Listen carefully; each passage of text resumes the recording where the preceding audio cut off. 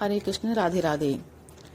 भक्त राम शरण दास पिलखुआ जी बताते हैं, सन 1965 की फरवरी में जब मैं पिलखुआ सनातन धर्म सभा के वार्षिक उत्सव पर पधारने के लिए प्रार्थना करने दिल्ली भूपेंद्र भवन में पहुंचा, तो वहां मुझे सुप्रसिद्ध सनातन धर्मी हिंदू नेता परम श्रद्धेय श्री शिवराम सेवक जी संपादक वीर भारत के दर्शन हुए। ये उच्च कोटि के विद्वान तथा वक्ता हैं और मेरे परम मित्रों में से हैं। श्रद्धेय श्री शिवराम सेवक जी ने मुझे देखते ही कहा, अच्छा भक्त राम शरण दास जी, आप आ गए। मैं तो आज ही आपके पास एक आश्चर्यजनक बिल्कुल सत्य घटना लिखकर भेजने वाला था। चलो, आप तो स्वयं ही आ गए हो, तो उस सत्य घटना को मुझसे सुनकर लिख लीजिए। भगवान श्री कृष्ण के परम पवित्र नाम में भगवान श्री कृष्ण की प्रार्थना में कैसा अद्भुत चमत्कार है तथा हिंदू ललनाओं के पवित्र पातिव्रत धर्म की कितनी महत्ता है, यह इस सत्य घटना से एकदम सिद्ध हो जाता है। एक ईसाई लाट पादरी जो सारे हिंदुओं को हिंदू धर्म से च्युत कर ईसाई बनाने जा रहे थे, स्वयं श्री कृष्ण नाम के अद्भुत चमत्कार को देखकर और हिंदू ललनाओं के पवित्र पातिव्रत धर्म से प्रभावित होकर कैसे स्वयं ईसाई से हिंदू धर्म की शरण में आ गए, यही बिल्कुल सत्य घटना मैं आपको सुनाने जा रहा हूँ। उन्होंने कहा, भक्त राम शरण दास जी, मैं सनातन धर्म प्रतिनिधि सभा पंजाब के सुप्रसिद्ध महात्मा श्री स्वामी गणेशानंद जी महाराज के साथ आसाम की ओर से ईसाइयों में सनातन हिंदू धर्म का प्रचार करता हुआ चला आ रहा हूँ। मुझे आसाम प्रांत में सत्य सनातन हिंदू धर्म की अद्भुत महत्ता को प्रकट करने वाली एक आश्चर्यजनक सत्य घटना का पता लगा है, जो इस प्रकार है।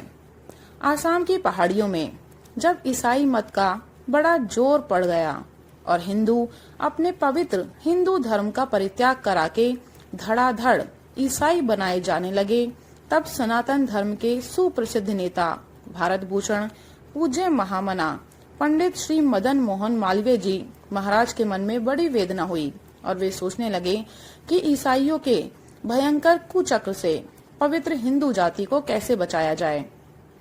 पूज्य महामना पंडित श्री मदन मोहन मालवीय जी महाराज ने सनातन धर्म के सुप्रसिद्ध महान विद्वान पूज्य पंडित श्री लक्ष्मी नारायण शास्त्री जी महाराज को, जो इस समय बिहार सनातन धर्म प्रतिनिधि सभा के मंत्री हैं, वहां पर भेजा कि वे वहां रहकर आसाम में ईसाई मत का डट करके मुकाबला करें, हिंदुओं को ईसाई होने से बचाएं और उनमें सनातन हिंदू धर्म का प्रचार करें।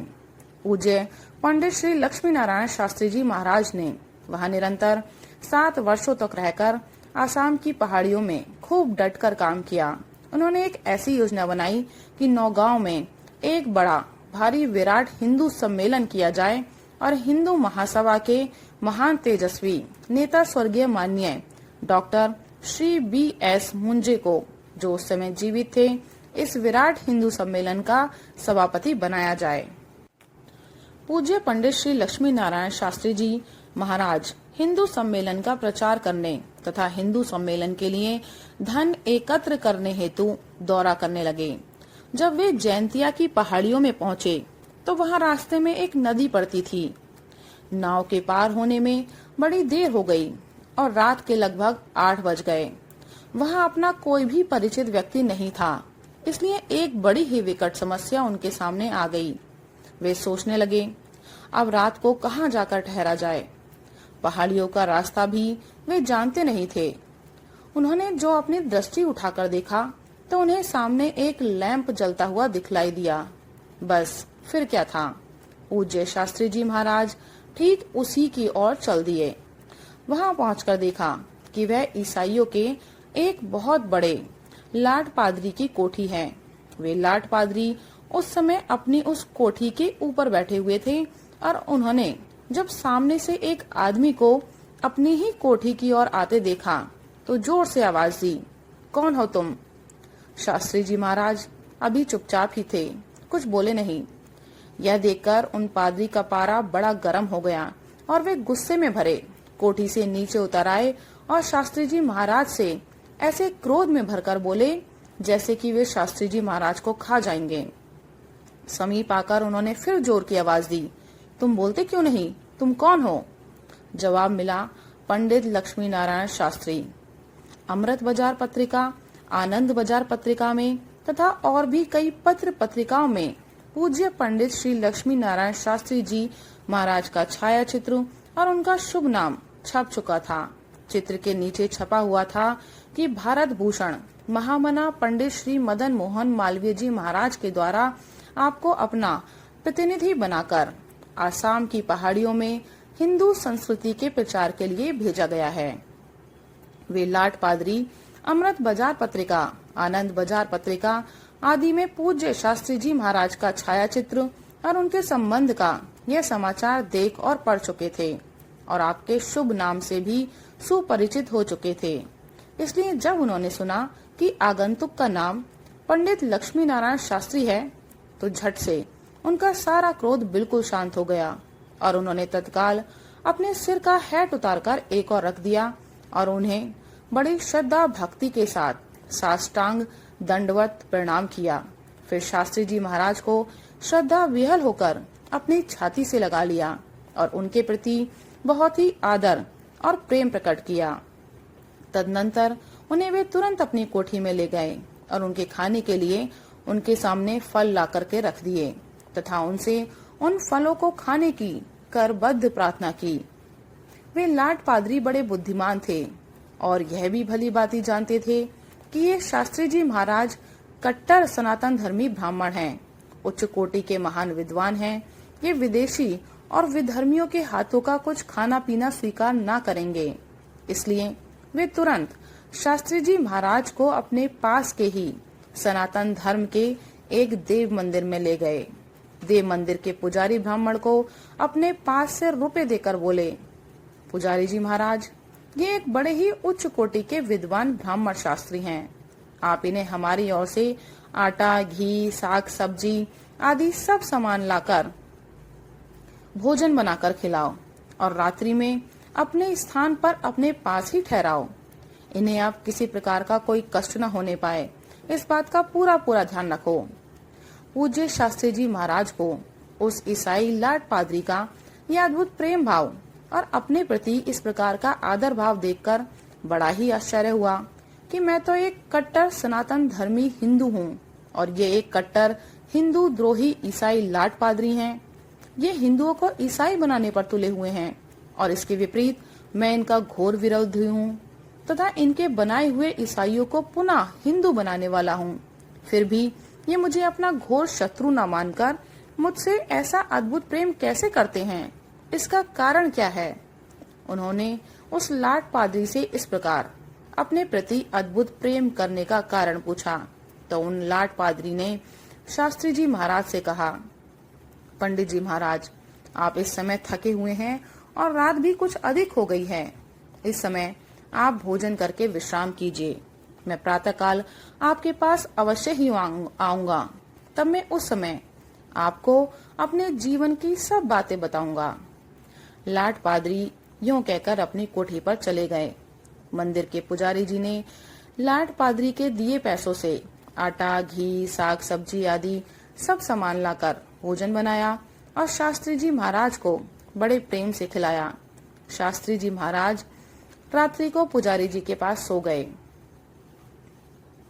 प्रातःकाल होने पर लाट पादरी साहब पूज्य शास्त्री जी महाराज के पास आए और बड़ी श्रद्धा भक्ति के साथ उन्हें प्रणाम किया। फिर शास्त्री जी महाराज को अपने साथ अपनी कोठी पर ले गए। वहां उन्हें उच्च आसन पर बिठाकर अपने जीवन की सत्य घटना शास्त्री जी महाराज को सुनाई, जो इस प्रकार है। पूज्य शास्त्री जी महाराज, मैं पहले हिंदू ही था, जाति का ब्राह्मण था और मेरा नाम दामोदर उपाध्याय था। मेरे पूज्य पिताजी आजमगढ़ जिले में रहते थे। गरीबी बहुत थी, इसलिए मेरे पिताजी जयंतिया की पहाड़ियों में रोजगार की तलाश में चले आए थे। इधर हमारी माताजी मर चुकी थी। हम अपने पिताजी के 2 पुत्र थे। दुर्भाग्य से हमारे पूज्य पिताजी बीमार हो गए और बहुत बीमार रहने के पश्चात चल बसे। पैसा हमारे पास में था नहीं। हम दोनों ही भाई अभी छोटे छोटे अबोध बच्चे थे, इसलिए कुछ लोगों ने मिलकर हमारे पिताजी के मृतक संस्कार का प्रबंध कर दिया। अब क्या करते? माता पिता को खोकर हम दोनों भाई इधर उधर आवारा घूमने लगे। हम बड़ी ही घोर विपत्ति में फंस गए। हमें उस समय कोई रोटी दे दे तो हम रोटी खा लें और नहीं दे तो भूखे प्यासे मारे मारे डोला करें। हमारी उस समय बड़ी दयनीय दशा थी। कुछ दिनों के पश्चात हमारी इस अत्यंत दयनीय दशा को देखकर हमें एक ईसाइयों के यतीम खाने में दाखिल करा दिया गया। कुछ दिनों के पश्चात एक और घोर विपत्ति मेरे ऊपर आई। मेरा छोटा भाई भी पेट की भयंकर बीमारी के कारण चल बसा। अब तो मैं बस अकेला ही रह गया। मैं अब ईसाई स्कूल में शिक्षा ग्रहण करने लगा। ब्राह्मण घर में जन्म होने के कारण वहाँ विद्यार्थियों में अव्वल दर्जे में था।